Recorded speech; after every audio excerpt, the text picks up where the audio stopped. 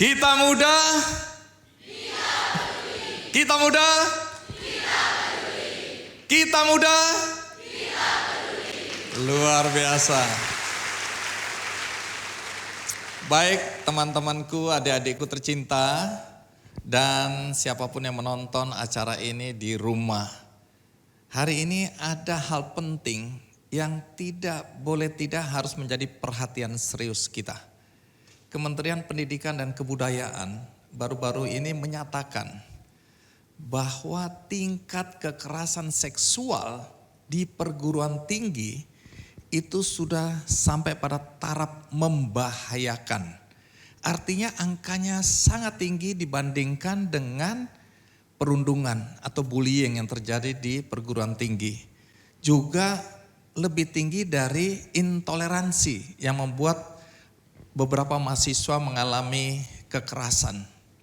Nah, jadi hari ini di UPH, kami datang ke UPH karena kami mendengar bahwa di UPH masalah kekerasan seksual itu menjadi hal penting, menjadi perhatian.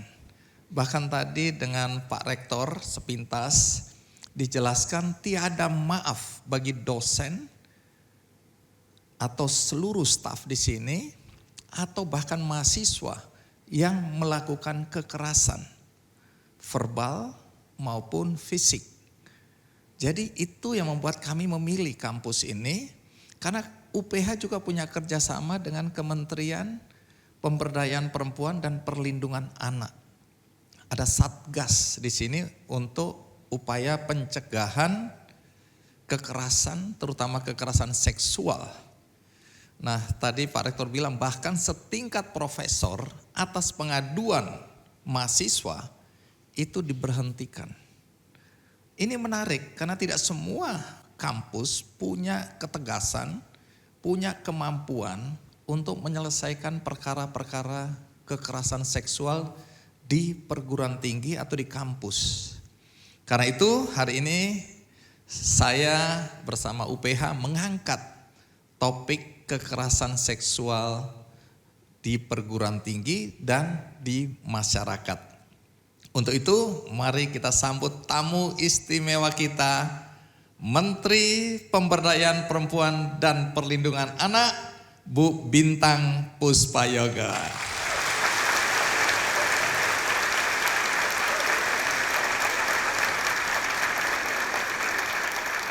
Bu Bintang boleh menyapa adik-adik kita dan para pimpinan di perguruan tinggi ini. Hari ini hadir Pak Rektor langsung, demikian juga jajaran beserta jajaran dosen dan terusus anak-anak yang saya hormati dan saya banggakan. Kenapa menjadi penting saya hadir ke sini? Tadi sudah disampaikan oleh Bang Andi bagaimana komitmen UPH untuk mengatakan perang terhadap kekerasan seksual. Terima kasih banyak karena itu sejatinya ketika kita ingin meminimalisir terkait dengan kekerasan seksual, semua harus ambil bagian untuk peduli terhadap pencegahan dan penanganan kekerasan seksual. Baik, terima kasih Bu Bintang, silakan duduk. Jadi Bu Bintang, tadi kan saya sudah ceritakan sedikit berkaitan dengan angka kekerasan seksual di perguruan tinggi yang dianggap sudah sangat serius dan pada taraf membahayakan. Membahayakan itu bisa dimaknai macam-macam, tapi intinya adalah ini persoalan yang harus segera dicari solusinya agar tidak terus terjadi atau bahkan meningkat. Nah, secara umum aja Anda melihat kekerasan seksual terutama di kalangan masyarakat dan perguruan tinggi. Terima kasih Bang Andi. Ketika kita bicara masalah kekerasan seksual, mungkin beberapa tahun ini memang banyak yang menyampaikan darurat kekerasan. Tapi secara umum kami sampaikan kekerasan ini kan seperti fenomena gunung es ya. Kalau kami melihat dari survei pengalaman hidup perempuan nasional dan survei nasional pengalaman hidup anak dan remaja, secara prevalensi kekerasan itu menurun. Namun yang meningkat tidak terlepas dari kasus yang terungkap. Karena apa? Karena regulasi kebijakan sudah hadir untuk memberikan perlindungan kepada korban. Ini mungkin merupakan salah satu korban berani melapor, kemudian juga terkait di masyarakat sudah menganggap tidak lagi stigma. Kemudian di kampus juga kenapa menjadi tinggi? Karena tidak terlepas juga kami menyampaikan terima kasih juga dengan Permendikbudristek karena lahirnya Permendikbudristek 30 2021 tentang pencegahan penanganan kekerasan seksual yang diikuti dengan pembentukan Satgas PPKS. Nah, ini juga ada ruang bagi korban untuk melaporkan kasus-kasus yang terjadi. Baik, kalau kita lihat spesifik perguruan tinggi ya, dari pemahaman kementerian ya PPPA, itu faktor-faktor apa yang membuat terjadinya kekerasan seksual di kampus-kampus? Kalau kami melihat data, kalau data detail terkait dengan perguruan tinggi itu kan ada di Kemendikbudristek ya. Kalau di kami data terkait dengan kekerasan seksual ini tidak terlepas bagi kampus yang melaporkan ke UPTD karena kami terintegrasinya dengan UPTD PPA. Kalau dengan kampus ya ini baru kita bicarakan dengan Pak Menteri, kita duduk bersama bagaimana terintegrasi dengan Simponi PPA kami. Kalau kami melihat kasus kekerasan yang kami dampingi selama ini ketika itu terintegrasi dengan kami, itu tidak terlepas relasi kuasa. Ya tadi juga sudah disampaikan tidak terlepas dari relasi kuasa dan inilah yang menjadi permasalahan dalam penanganan untuk kita memberikan keadilan kepada korban dan efek jerah kepada pelaku. Kami ingat sekali pada waktu ini mungkin 1 tahun yang lalu itu terjadi di perguruan tinggi juga ya karena relasi kuasa pastilah yang korban justru mengalami stigma.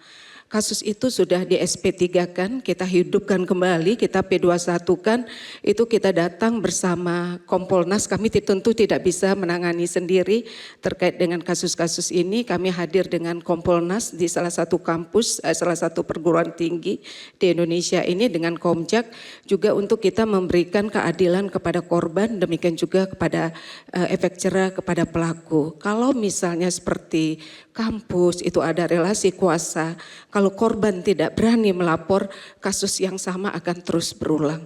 Makanya tagline tadi, kita muda, kita peduli, kalau saya tidak salah juga, kita jangan bungkam. Nah itu adalah hal yang luar biasa untuk kita berani bersuara, untuk kita memberikan keadilan kepada korban dan efek jerah kepada pelaku.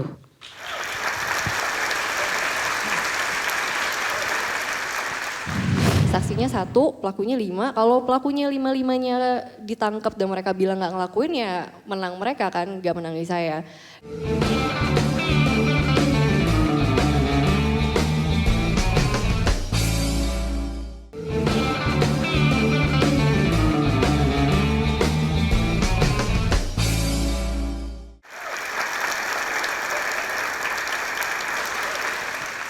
Nah, Bu Bintang, hari ini saya juga mengundang seorang perempuan yang pernah menjadi korban kekerasan seksual. 7 tahun lamanya korban ini tidak bersuara. Nanti kita tanyakan kenapa 7 tahun tidak menyampaikan kepada siapa saja apa yang terjadi pada dirinya. Saat itu usianya masih 18 tahun, mahasiswi. Dia mengalami kekerasan, tapi hari ini dia berhasil keluar dari trauma sebagai korban. Tapi yang kita pertanyakan, berapa banyak di antara korban kekerasan seksual yang sampai hari ini mengalami depresi, bahkan minta maaf, ada yang sampai mengakhiri hidupnya tanpa tahu jalan keluar. Nah, nanti kita tanyakan kepada tamu kita berikutnya, Bu Bintang. Saya panggil Maria Immaculata.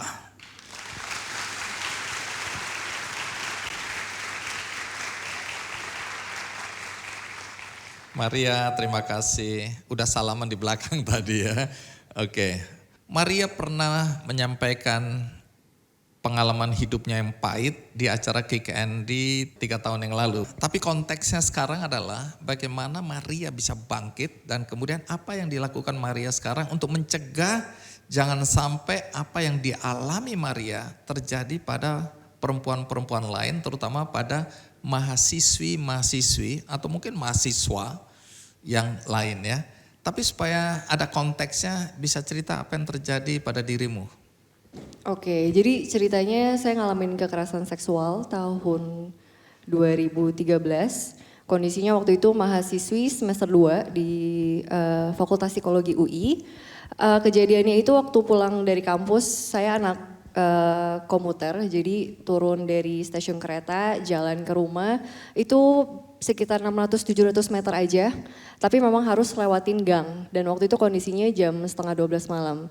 Jadi kejadiannya waktu malam itu melibatkan 5 orang pelaku, dan 5 orang pelakunya itu istilahnya familiar stranger, jadi orang-orang itu memang ada di sekitar rumah saya pernah lihat tapi nggak kenal dan nggak pernah ngomong gitu. Nah kalau tadi Bang Andi bilang kan selama 7 tahun tidak berbicara. Jadi 7 tahun itu sebenarnya saya lupa total kalau saya pernah ngalamin kekerasan seksual. Kalau di psikologi memang kita belajar ada manusia itu punya cara untuk melindungi dirinya sendiri. Kejadian saya waktu itu ternyata saya melindungi diri dengan cara karena nggak kuat menghadapi kekerasan seksualnya, memorinya disimpan di dalam kotak, di alam bawah sadarnya. Jadi saya sama sekali nggak ingat gitu. Jadi kalau kita ketemu waktu itu tahun 2013-14, kalian mungkin akan lihat saya nggak kenapa-kenapa. Kalau kalian nanya kemarin dari mana gitu, mungkin saya akan bilang biasa, oh saya balik dari kampus, butuh waktu 2 minggu untuk lupa total. Dan akhir tahun 2019, saya ada rutin meditasi, secara lifestyle lebih oke. Satu malam waktu lagi meditasi, itu keluar di situ gitu. Jadi pas lagi meditasi tiba-tiba kok ada gambaran ini ya, kejadian saya dengan para pelaku. Dan di situ waktu itu badannya langsung gemetaran, saya langsung nangis. Di 7 tahun itu meskipun saya nggak ingat saya ngalamin kekerasan seksual, tapi banyak gejala-gejala atau simptom kesehatan mental yang saya alamin. Kayak misalkan saya mimpi buruk, saya nggak bisa tidur, saya nggak selera makan, saya stres banget di kampus, saya takut untuk ngelewatin jalan atau gang kecil, terus prestasi akademik saya juga turun dan saya cenderung lebih agak menghindari kerumunan atau orang-orang gitu. Jadi memang selama itu saya ngeliat kayak, oh ternyata memang selama 7 tahun meskipun lupa, traumanya itu nggak bisa disembunyiin dan itu sangat mempengaruhi kualitas hidup saya di waktu itu. Setelah meditasi keluar saya kayak, oh oke, ternyata memang ini kepingan puzzle yang saya tunggu-tunggu ya sebenarnya gitu. Meskipun gak gampang, tapi saya memilih kayak lebih baik dia keluar sekarang dan saya proses. Jadi dari 2019 sampai 2022 awal itu proses pemulihan yang intens buat saya gitu. Saya balik melakukan hobi, saya rutin karena background saya juga psikologi ya, jadi saya lebih banyak hubungan dengan para profesional. Saya tahu harus datang kemana, saya tahu harus ambil bentuk intervensi seperti apa. Sampai ya pelan-pelan mulai balik normal, kerja lagi dan energinya balik kayak biasa itu di awal 2023. Baik, kalau tadi bicara kekerasan seksual itu yang optimal ya, bukan sekedar pegang-pegang atau pelecehan, bukan ya. Tapi ini benar-benar kasus yang paling berat, yaitu kekerasan seksual. Nah 7 tahun setelah sadar bahwa Maria pernah mengalami ya kejadian tersebut yang dilakukan oleh 5 orang, apakah kemudian tidak ada upaya untuk mengadu atau melalui jalur hukum untuk para pelaku? Oke, kalau untuk jalur hukum ada Bang, coba gitu. Saya ke LBH, saya review, saya nanya kalau kasusnya seperti ini sejauh apa sih jalur hukum yang bisa saya ambil gitu. Dan memang kenyataannya kan seperti banyak kasus kekerasan dan pelecehan lainnya ya, kita lemah di bukti. Biasanya itu pertama banget harus visum, bukti fisiknya. Ya kalau saya udah 7 tahun gak ada bukti fisik yang bisa saya kasih gitu. Terus ada saksi lain gak? Gak ada saksi lain gitu. Lingkungan rumahnya bukan lingkungan rumah yang modern yang ada CCTV di jalan. Dan Dan waktu itu ya saya nanya kalau saya tetap mau proses karena saya mau pelakunya ditangkap, bisa seperti apa nih jalannya gitu. Ya paling hanya mengandalkan kesaksian saya sendiri, tapi mungkin jalannya agak berat karena di sini saksinya 1, pelakunya 5. Kalau pelakunya 5-5-nya ditangkap dan mereka bilang nggak ngelakuin ya menang mereka kan, nggak menangi saya. Di titik itu saya sadar bahwa kalau untuk kasus saya memilih untuk tidak melanjutkan jalur hukum itu dan saya memilih lebih baik energi dan waktu saya manfaatkan untuk kembali menata hidup saya gitu. Baik, sekarang ada masalah juga anak-anak korban kekerasan seksual juga bahkan menyembunyikan kejadian yang menimpa dirinya kepada orang tuanya. Karena bisa macam-macam reaksi orang tua. Kamu memang dasar anak yang dan seterusnya dan seterusnya. Tidak semua orang tua bisa bereaksi positif. Nah waktu itu kamu nggak ngadu ke orang tua? Kalau pas tahun 2013 enggak. Jadi memang karena belajar psikologi gitu ya, saya menelaah diri sendiri gitu. Kenapa saya yang dulu nggak berani ngomong di tahun 2013? Karena itu tadi kita ngobrol itu Bu tentang stigma-stigma ya, dan ternyata stigma itu memang nempel gitu. Misalkan stigma salah satunya yang kencang adalah wanita harus bisa menjaga keperawanannya, karena keperawanan terkait erat dengan harga diri gitu. Dan ternyata waktu itu, waktu diproses dengan profesional, saya menemukan bahwa itu salah satu stigma yang memberatkan. Karena saya berpikir ketika saya ngalamin kekerasan, terus gimana? Saya ngomong ke orang, berarti kondisinya orang tahu nih tentang status keperawanan saya gitu. Maka itu jadi salah satu alasan kenapa saya mau ngomong di ruang publik seperti ini, karena stigma itu sangat tidak diperlukan dan itu sangat membebani gitu. Dan pada proses pemulihan para penyintas, penting untuk meninjau apakah si stigma itu jadi salah satu hal yang nempel dan memberatkan gitu. Karena kalau kita nggak menyadari ada stigma itu, dalam proses pemulihannya mungkin bisa berat gitu. Karena kita nggak mau membuka diri, kita takut dihakimi sama orang. Nah Bu Bintang tadi kan bilang bahwa kasus kekerasan seksual bukan cuma di perguruan tinggi tapi di masyarakat itu ibarat fenomena gunung es ya. Artinya yang melaporkan, yang speak up itu kecil berbanding mereka yang diam. Nah kenapa banyak yang diam? Karena kan stigma juga kan, stigma karena menganggap aib, kemudian juga ya kalau saya melaporkan apakah nanti kasus saya akan selesai dengan baik. Nah tapi hari ini, belakangan ini kita melihat kenapa hampir 2 tahun ini tiada hari tanpa isu kekerasan seksual. Ini kan di samping masyarakat sudah berani speak up, itulah yang kami lakukan di kementerian ini, mengkampanyekan harus berani bicara. Kalau tidak berani bicara ya apalagi kasus-kasus yang terjadi di relasi kuasa, kasus berulang akan kita alami. Nah ini makanya kami di kementerian ini itu yang kita kampanyekan, apalagi kalau kami di Kementerian Pemberdayaan Perempuan dan Perlindungan Anak dengan tusi kami adalah Kementerian Koordinasi dan Sinkronisasi Kebijakan. Bagaimana kita betul-betul bisa mengawal, memberikan pendampingan yang terbaik kepada korban. Nah salah satunya keluarlah Undang-Undang 12 2022 tentang tindak pidana kekerasan seksual. Kalau kita bicara melihat korban, memang trauma yang dialami itu trauma yang berkepanjangan. Setiap korban pasti traumanya berkepanjangan.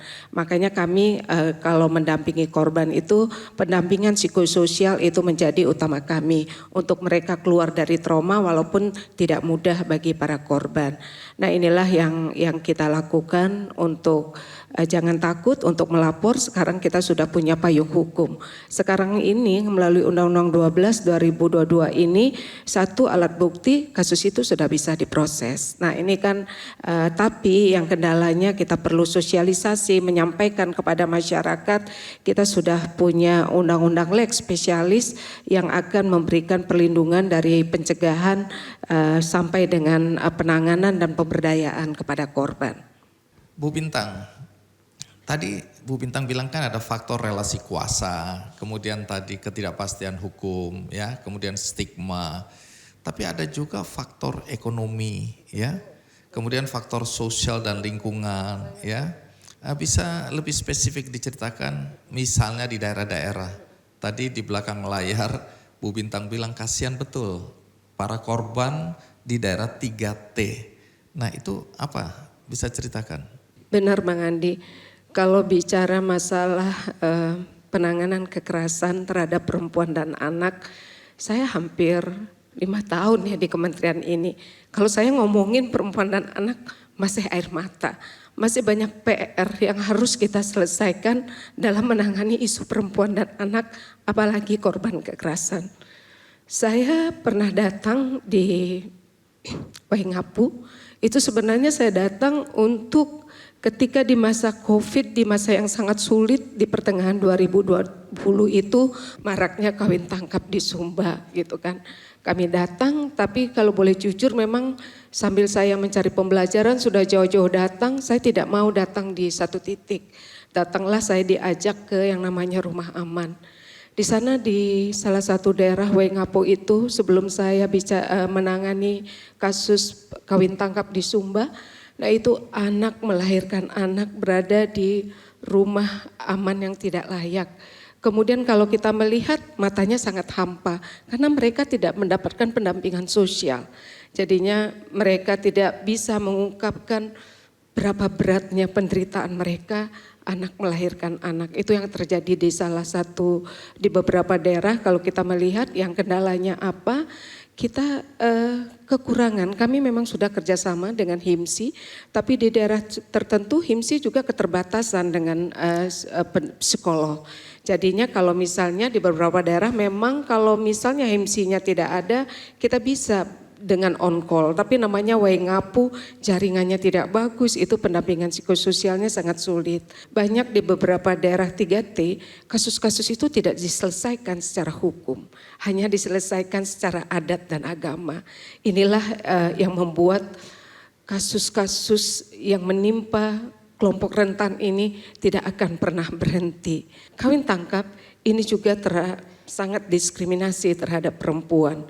Itu kan maraknya hampir, mungkin kalau teman-teman adik-adik juga melihat karena itu sangat viral di tahun 2020, perempuan yang mau ke pasar ditangkap begitu saja dikawinkan.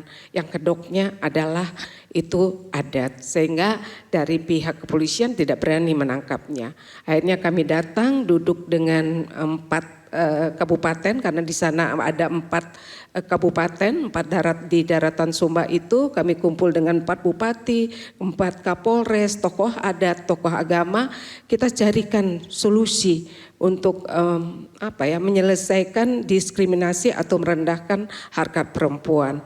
Nah akhirnya yang namanya budaya, yang berkedok budaya memang kami sampaikan tidak ada budaya yang statis. Budaya itu dinamis bergerak dengan perkembangan zaman.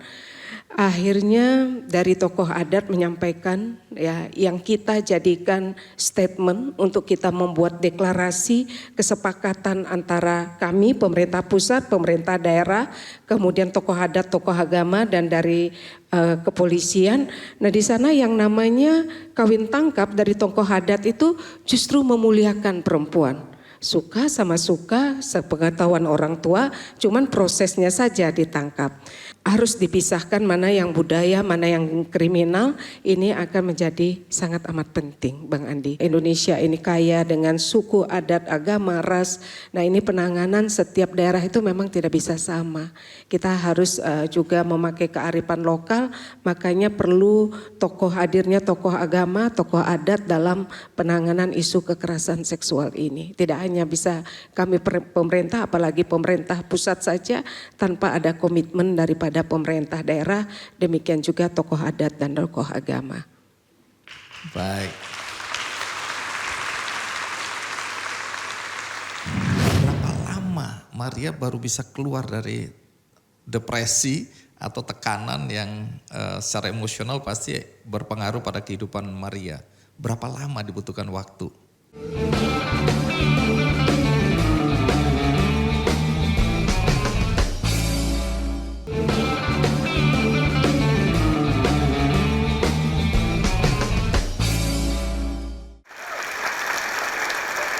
Jadi memang Bu Bintang ini kalau datang ke daerah tidak melulu untuk satu persoalan.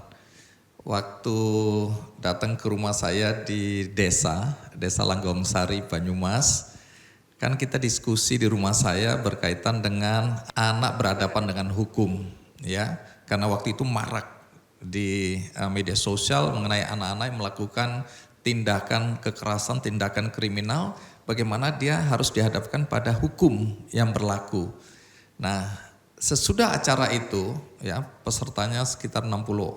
Nah, sesudah acara itu saya masih ingat Bu Bintang mengunjungi rumah aman, ya. Betul. Bertemu dengan ibu-ibu perempuan penyintas kekerasan seksual. Saya waktu itu diajak masuk, saya bilang wah ini urusan perempuan jadi sebaiknya laki-laki di luar saja.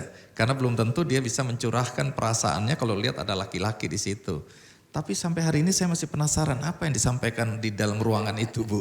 Kalau kita bicara dengan penyintas kekerasan, kalau perempuan itu kita kan perlu pemberdayaan mereka ya. Selamping kita pendampingan psikososial, menguatkan mentalnya supaya mereka tidak mengalami kekerasan lagi, pemberdayaan itu menjadi penting.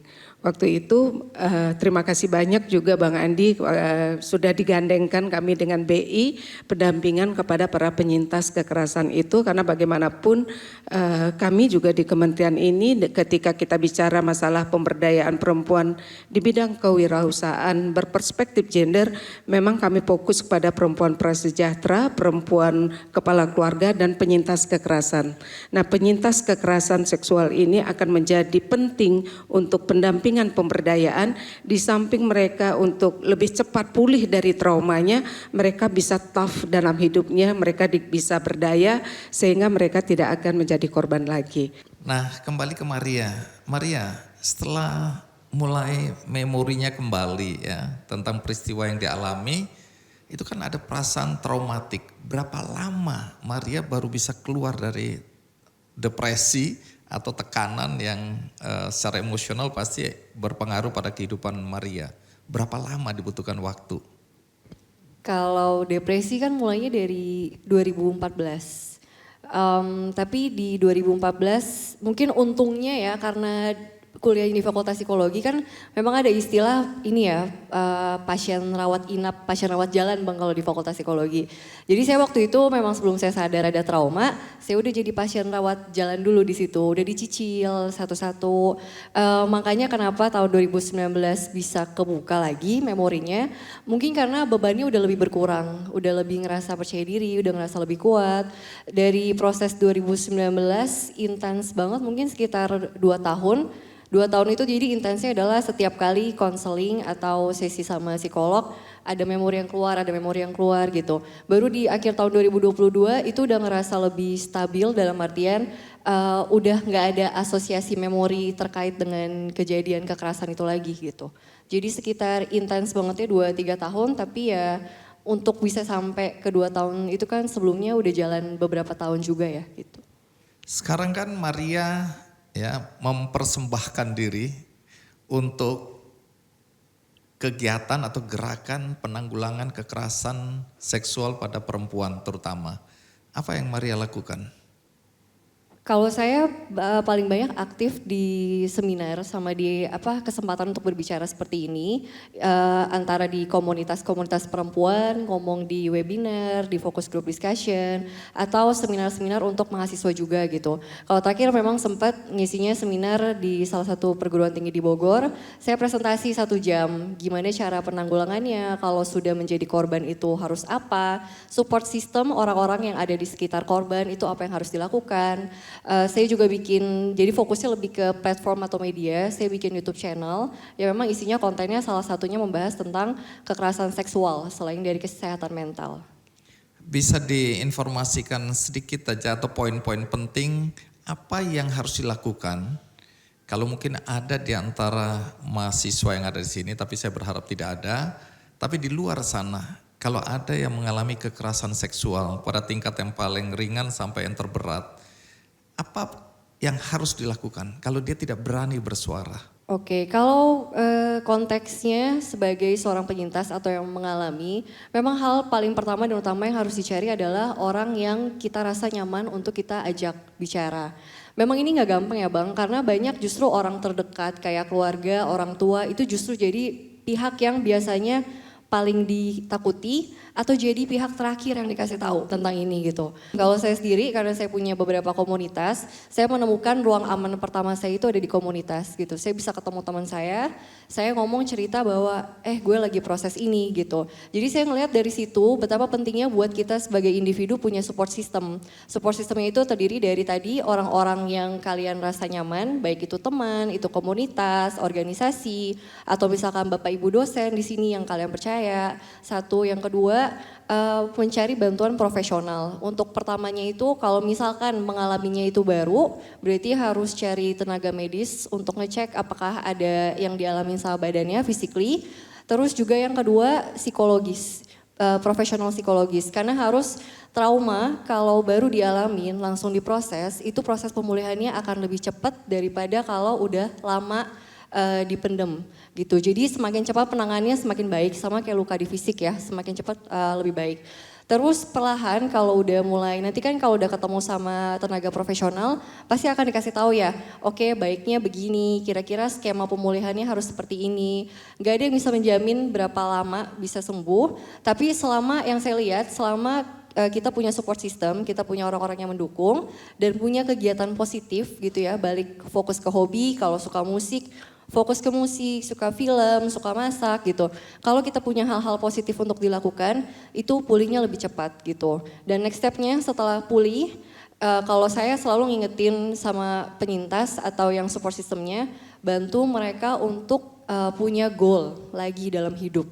Mau itu 1 tahun, 3 tahun, 5 tahun, karena goal atau impian-impian itu yang bisa membantu penyintas untuk ngelihat lagi jalannya ke depan. Adakah closing statement atau pesan yang Maria bisa sampaikan kepada mahasiswa dan para dosen yang hadir di sini dan juga penonton di rumah?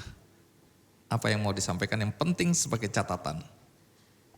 Kalau saya sih mengakui adanya privilege ya. Kita yang ada di sini semua kita punya privilege. Kita punya akses komunikasi, kita punya mungkin dari sebagian dari kita punya cukup biaya untuk mengakses bantuan itu. Jadi pergunakan privilege-nya dengan sebaik mungkin. Itu yang pertama. Yang kedua, jadi korban kekerasan seksual itu memang bukan pilihan. Gak ada yang mau, gak ada yang minta.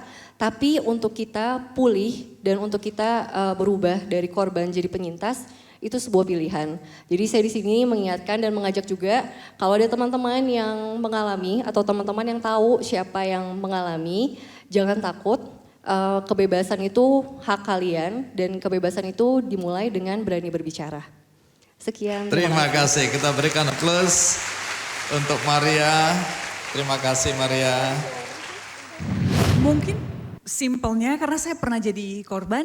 Saya pernah mengalami kekerasan seksual di ruang publik.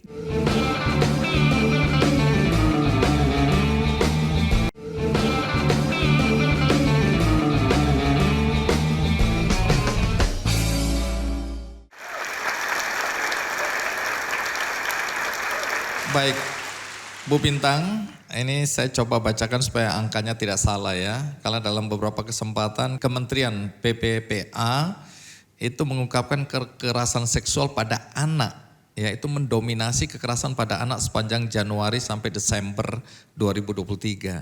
Jadi dari semua kekerasan, itu kekerasan seksual pada anak yang paling menonjol ya tahun lalu.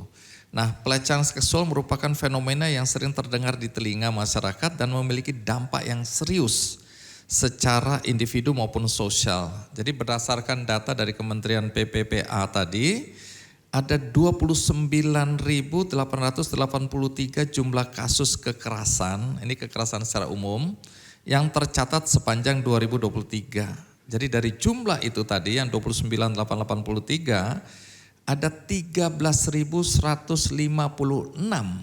diantaranya merupakan kasus kekerasan seksual.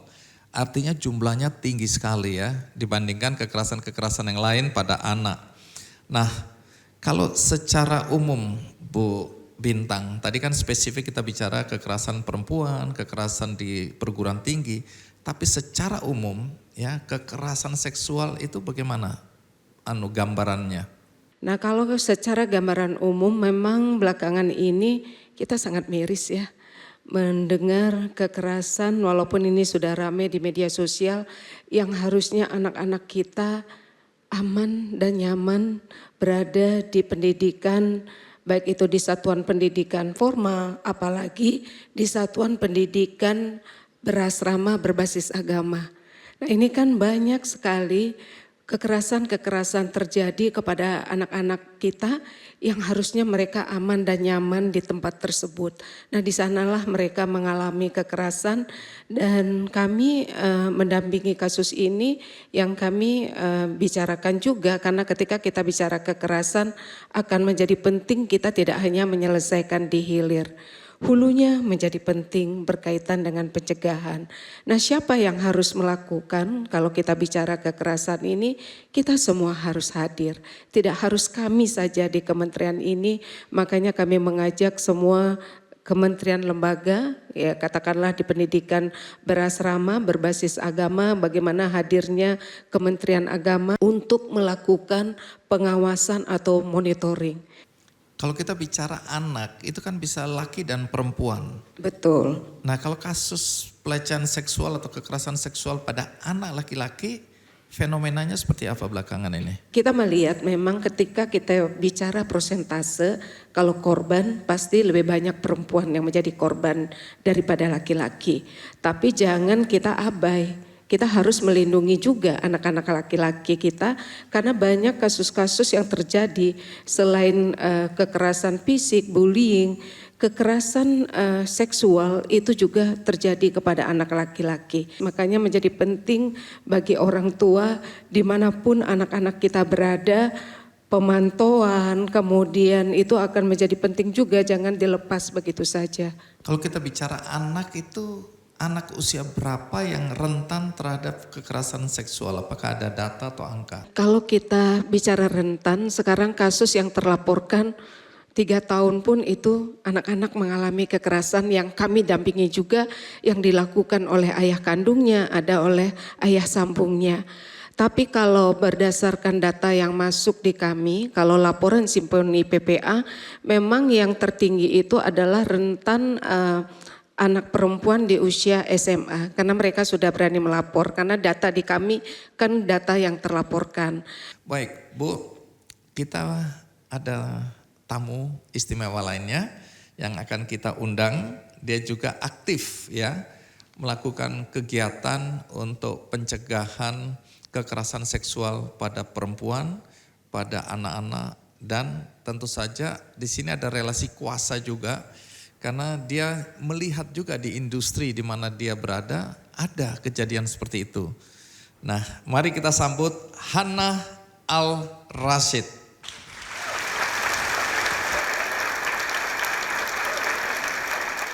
Halo teman-teman.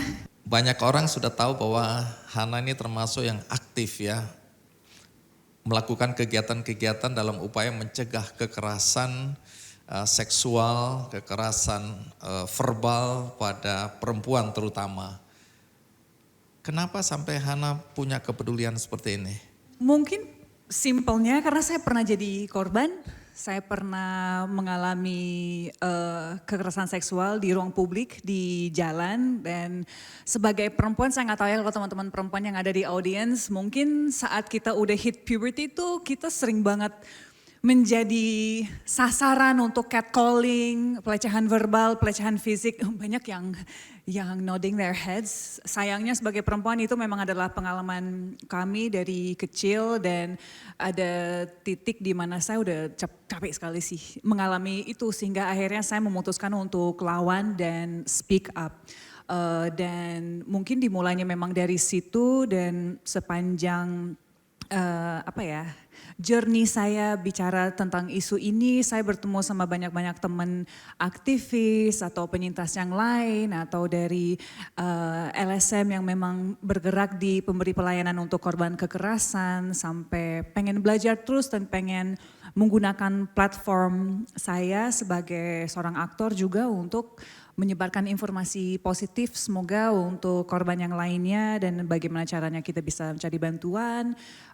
And at the same time ternyata dalam industriku sendiri saya mengalami pelecehan seksual sehingga fokusnya berubah kepada advokasi di dalam industri perfilman Indonesia untuk menciptakan ruang aman secara formal dalam industri dan dengan cara kita bekerja. Dan saya juga bekerja sama dengan Kita Bisa untuk create campaign Kawan Puan. Kawan Puan itu adalah fundraising and also education platform untuk bantu korban kekerasan dengan kebutuhan yang mereka butuhkan, entah itu safe house seperti yang di-mention dari tadi, rumah aman, bantuan pemulihan psikologis, bantuan hukum atau apapun itu. Dan saya senang sekali Ibu Bintang tadi juga bicara soal privilege yang kita punya di kota dengan di daerah-daerah lain yang berbeda gitu. Dan itu juga yang kita lihat sih di Kawan Puan bahwa kami bekerja sama dengan lebih dari 30 organisasi yang memang bergerak di anti kekerasan seksual dan bantu memberi pelayanan buat korban.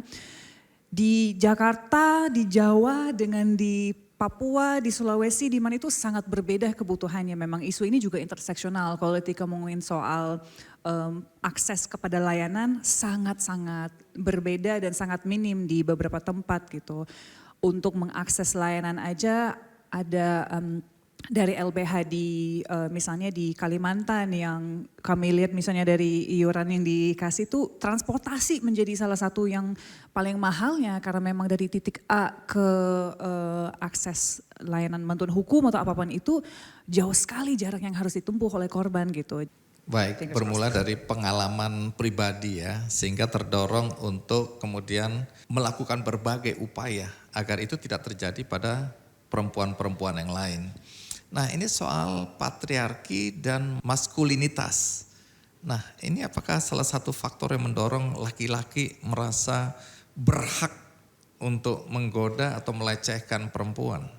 Saya rasa memang kita hidup dalam society yang patriarkal ya, di mana memang perempuan sering dianggap sebagai second class citizen atau di nomor 2 kan, sehingga ada relasi kuasa yang muncul di mana memang ada satu gender yang lebih punya ruang untuk menyalahgunakan posisi mereka dan ada gender yang lebih rentan gitu. Menurut saya memang itu adalah basic di seluruh dunia sih sebenarnya soal budaya patriarki dan sistem patriarki yang tidak hanya merugikan perempuan tapi sebenarnya juga merugikan lelaki gitu. Jadi memang itu adalah sesuatu yang perlu kita lawan. Kenapa kesetaraan gender menjadi sesuatu yang perlu diperjuangkan? Karena kita semua berhak atas ruang yang aman, kita semua berhak untuk kerja, sekolah, belajar apapun itu dengan institusi yang menghargai keamanan dan ruang nyaman itu. Jadi I think it's definitely an aspect of it. Baik, yang menarik juga Hana bersama teman-teman tentu saja ya Kementerian PPPA juga ya yang mendorong agar rancangan undang-undang ya tindak pidana kekerasan seksual itu bisa menjadi undang-undang ya. Tapi Hana sempat mempertanyakan juga, ini kan yang paling penting implementasinya nanti, bukan dari rancangan menjadi undang-undang, tapi implementasinya. Apa yang membuat Hana mempertanyakan soal itu? Saya ngerasa memang dari awal saya menjadi korban itu memang tidak pernah tahu kan harus mengadu kemana atau kemana. Dan saya ngerasa mungkin banyak sekali dalam masyarakat kita yang juga nggak tahu kalau ini terjadi kepada gue harus kemana ya, gue harus ngomong ke siapa ya gitu.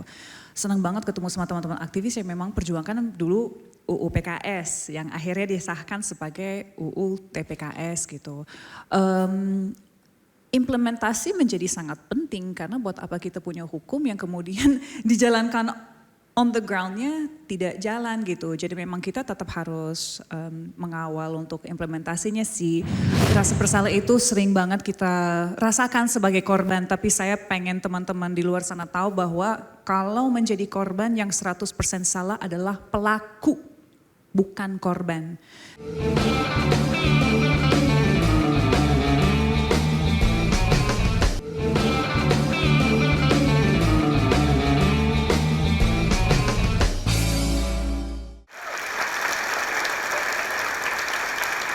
bisa dilanjutkan ya Bu Bintang. Payung hukum udah ada ini ya, undang-undang tidak pidana kekerasan seksual.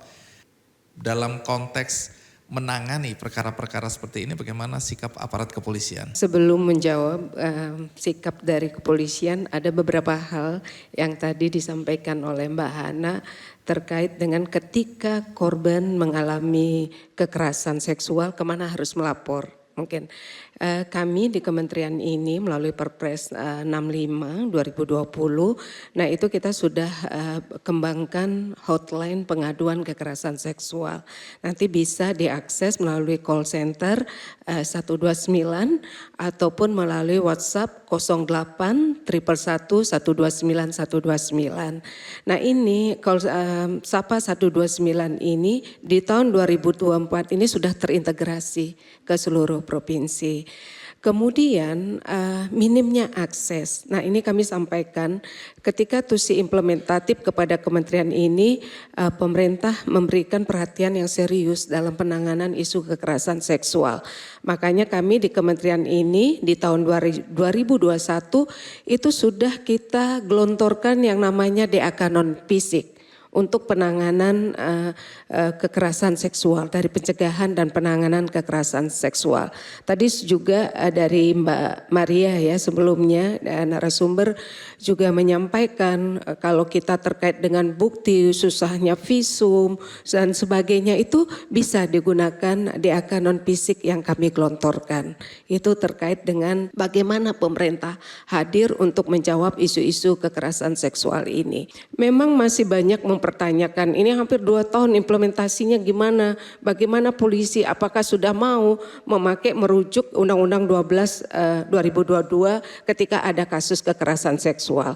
Makanya kita ada yang namanya perpresnya pelatihan terintegrasi yang nanti akan dikawal oleh Kemenkumham. Ini juga aturan turunannya yang kita harapkan. Kami dulu pernah di kementerian ini melakukan pelatihan terintegrasi untuk bagaimana aparat penegak hukum punya kacamata yang sama dalam penanganan satu kasus. Hana, aku pernah jadi dirut di majalah Rolling Stones, ya. Nah, di situ banyak cerita di industri musik maupun di perfilman tentang relasi kuasa. Apakah di industrimu ini kamu melihat juga ada relasi kuasa seperti itu yang masih berlangsung sampai hari ini? Oh sangat, jadi kekerasan seksual itu atau kekerasan apapun sih sebenarnya, tapi terutama kekerasan seksual itu bisa memang terjadi karena ketimpangan relasi kuasa. Jadi kalau kita mau mencari solusi menurutku sangat penting untuk kita memahami relasi kuasa tersebut. Karena kita bisa mengidentify siapa yang rentan dan siapa bisa jadi pelaku nih gitu. Yang kita lihat dari industri perfilman misalnya di saat kami para filmmaker perempuan mulai bicara tentang isu ini banyak banget nih cerita yang masuk. Sehingga ada banyak data yang terkumpul dan kami bisa melihat bahwa kekerasan seksual itu bisa terjadi di semua lini masa produksi. Dari pre-production, dari production, dari post-production, bahkan sampai promo juga gitu. Dan memang yang di-identify adalah, wah orang-orang yang punya power misalnya aktor yang paling, aktor utamanya lah atau aktor yang statusnya paling tinggi dalam sebuah produksi, sutradara, produser, head of department, pokoknya yang punya power dibandingkan anak magang, kru perempuan yang dianggap posisinya lebih rendah dalam hierarki produksi, aktor newcomer yang tidak tahu sama sekali tentang industri perfilman, kalau tiba-tiba ada sutradara yang bilang, oh iya kamu harus ketemu aku di sini dan ngobrol sama aku di tempat di luar ruang profesional, atau aktor yang bilang, iya kalau untuk mencari chemistry kita harus pacaran. Hal kayak gitu kan sangat rentan tiba-tiba untuk saya kekerasan kepengen jadi terjadi. aktor ini. Tapi memang that's what we mean by relasi kuasa. Hana dan teman-teman yang punya kepedulian seperti ini kemudian memulai gerakan ya untuk mencegah terjadinya relasi kuasa di industri hiburan atau perfilman. Jadi apa yang Hana lakukan? Jadi tentunya karena kita udah tahu siapa yang punya power, kita approach mereka. Yang punya power di industri perfilman adalah sutradara dan produser sebagai decision maker. Makanya kita meng-approach Asosiasi Produser Indonesia karena mereka yang punya power untuk ngomong kepada yang lain. Kami sebagai aktor, sebagai penyintas, di urutannya kita di paling bawah di chain-nya gitu. Jadi dengan bantuan dari teman-teman produser, terutama produser perempuan ya, karena mereka juga punya kesadaran sama isu ini. Misalnya Mira Lesmana, Meiska Torisia, Gina Esnur. Mbak Gina tuh sebenarnya sebagai sutradara dan penulis dan juga produser punya SOP yang sangat jelas nih di produksi dia sendiri. Nah itu dijadikan contoh, kayaknya sih ini bisa di copy paste ke produksi-produksi lain. Contohnya ada pasal pelecehan dalam kontrak. Tidak hanya pelecehan tapi juga perundungan. Jadi bullying and also sexual harassment. Ada fakta integritas yang ditandatangani sama semua orang dalam produksi itu. Di mana kami menyatakan saya tahu bahwa kekerasan seksual yang dimaksud adalah ABCD, saya berjanji tidak akan melakukan, saya tanda tangan gitu. Jadi you will be held responsible with this fakta integritas.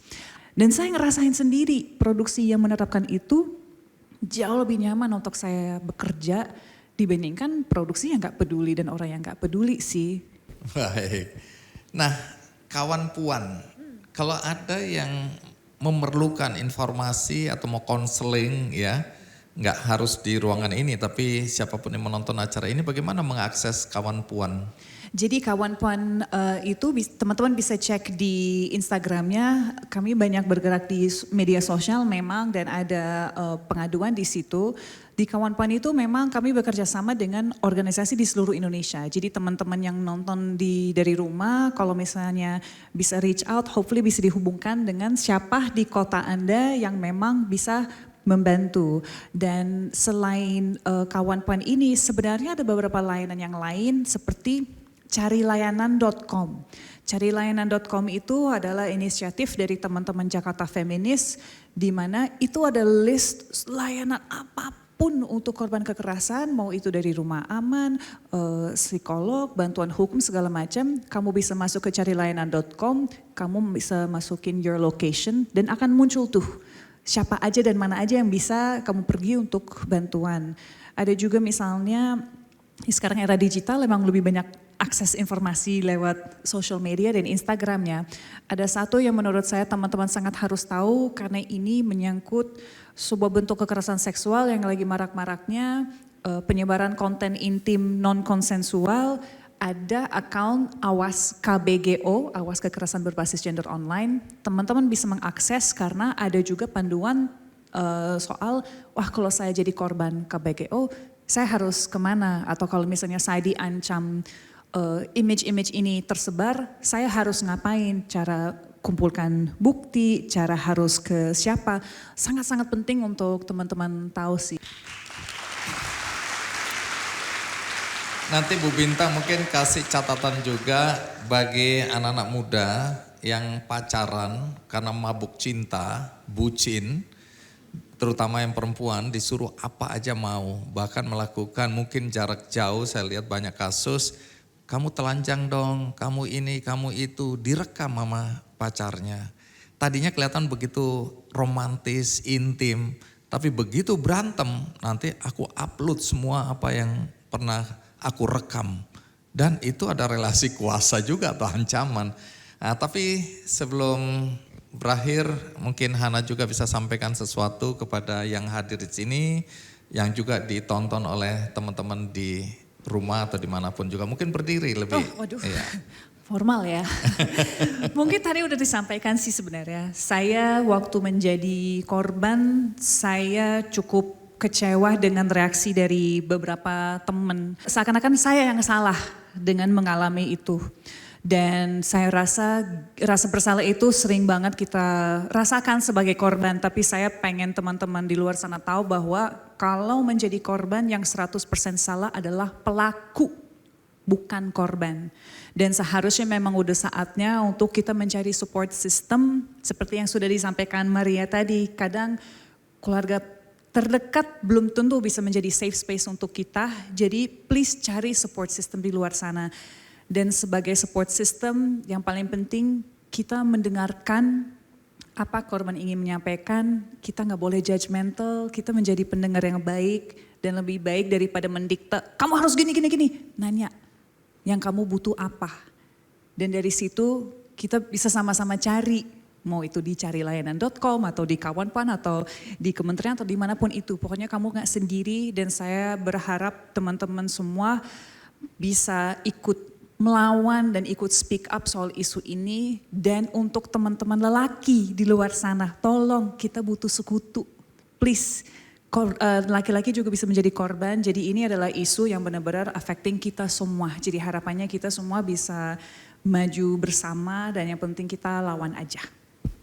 Baik, sekali lagi terima kasih Hana, Thank you, luar biasa. terima kasih. Kekerasan seksual itu dilakukan oleh orang tua, ya.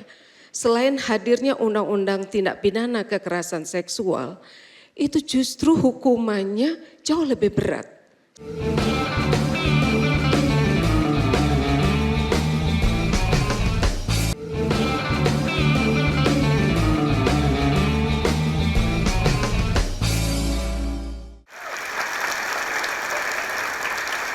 Bu Bintang, tadi yang saya sampaikan, kadang ketika kita masih remaja atau bahkan ketika duduk di bangku kuliah,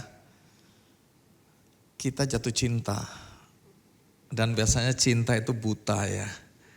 Disuruh apa aja mau ya, dianggap itu sesuatu yang romantis, baru kemudian penyesalan muncul belakangan.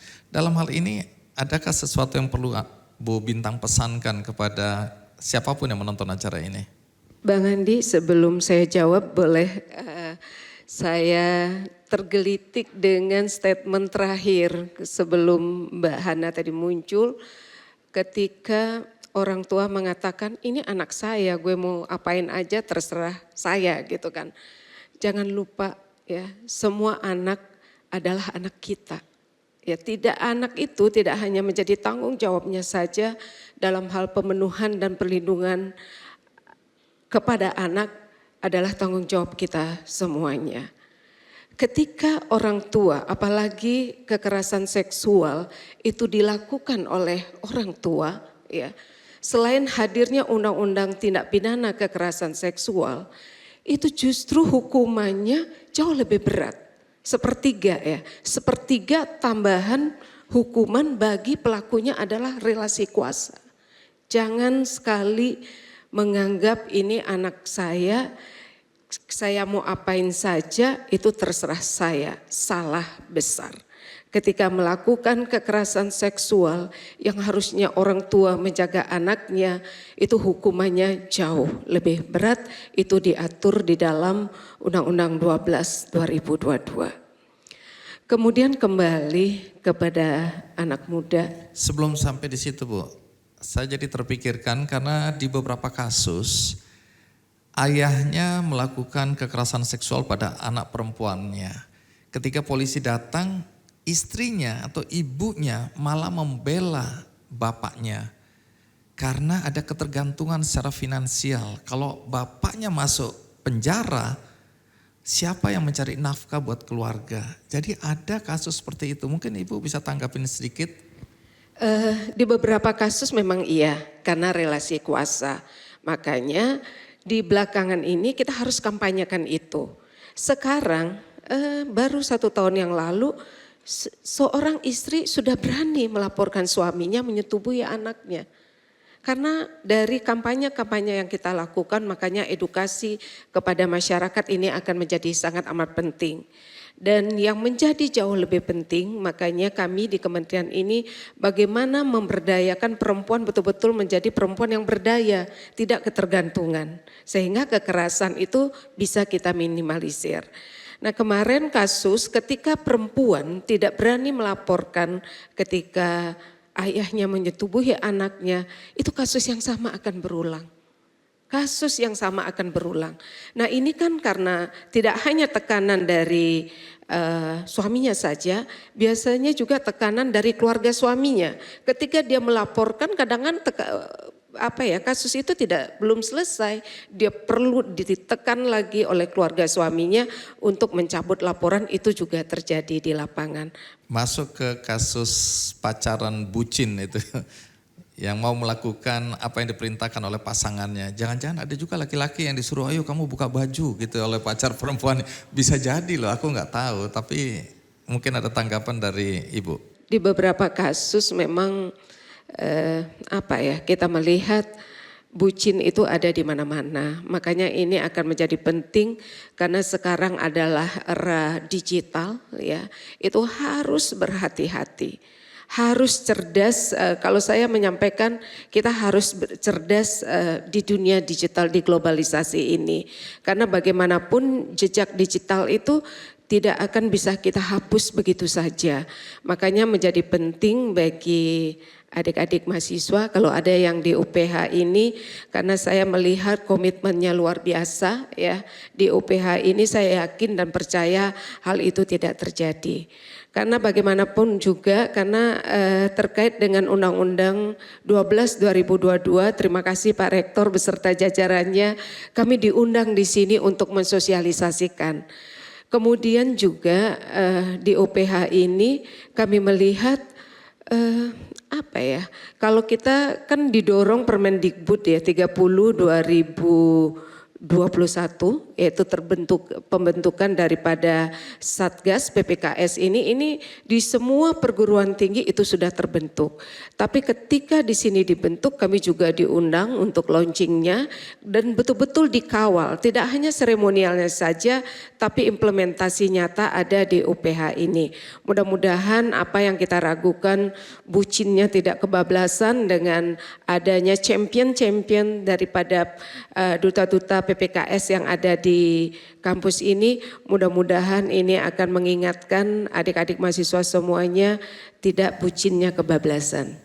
Bu Bintang mungkin juga berdiri sampaikan sesuatu di akhir acara kita ini untuk menjadi pengingat atau digarisbawahi oleh teman-teman yang hadir dan penonton di rumah berkaitan dengan bagaimana upaya kita untuk mencegah itu terjadi pada diri kita maupun pada anak kita maupun pada teman-teman kita. Nah dengan maraknya isu kekerasan seksual ini, pada kesempatan yang baik ini saya menyampaikan terima kasih kepada UPH komitmennya. Kami harapkan terkait dengan Satgas PPA yang sudah diatur oleh Permendikbudristek, mudah-mudahan UPH menjadi inspirasi bagi kampus-kampus yang lainnya. Tidak saja dibentuk Satgas PPA, tapi betul-betul dikawal implementasi nyata untuk memberikan pendampingan yang terbaik kepada korban. Namun jauh lebih penting, edukasi pencegahan akan menjadi sangat amat penting, jangan sampai terjadi kekerasan. Dan yang terakhir, kami mohon tidak hanya bagi jajaran kampus, semua stakeholder yang ada. Mari kita bersinergi, berkolaborasi untuk memberikan kepentingan yang terbaik kepada korban dan efek jera kepada pelaku. Hari ini kita anak muda peduli, ya jangan bungkam, mari kita speak up untuk memerangi kekerasan seksual.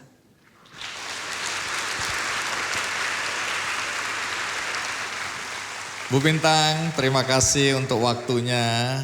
Dan bagi Anda tadi yang tidak menonton episode ini dari awal, Anda bisa menonton tayangan ulangnya di metrotvnews.com. Juga ada cuplikannya di channel YouTube Kick Andy Show. Dan bagi Anda yang ingin juga berpartisipasi tapi tidak tahu caranya, mungkin Anda bisa melakukan kebaikan melalui benihbaik.com karena di sana ada penggalangan dana untuk membantu Benedikta Priscilla Neon Beni yang bekerja untuk Yayasan Kuan Menasi di kota Kefam Menanu, Kabupaten Timur Tengah Utara NTT. Sejak tahun 2000, yayasan ini melakukan advokasi hak anak dan perempuan. Hal ini dilakukan karena di daerah tersebut banyak terjadi kasus kekerasan fisik dan kekerasan seksual pada anak, juga banyaknya kasus anak yang dipekerjakan. Untuk mendukung gerakan ini agar anak-anak tidak menjadi korban kekerasan dan dipekerjakan, maka wanita tadi yang sering disapa dengan Nedi berinisiatif menyediakan bantuan dasar bagi anak-anak dan juga rumah yang aman untuk pendidikan mereka. Tapi rumah tersebut sekarang terancam tidak bisa beroperasi karena kekurangan dana. Karena itu kalau Anda peduli pada masalah ini, Anda bisa klik benihbaik.com dan cari penggalangan dana berjudul Kepedulian Nedi terhadap kasus kekerasan seksual pada anak membutuhkan dukunganmu. Semoga informasi ini menggerakkan hati kita semua.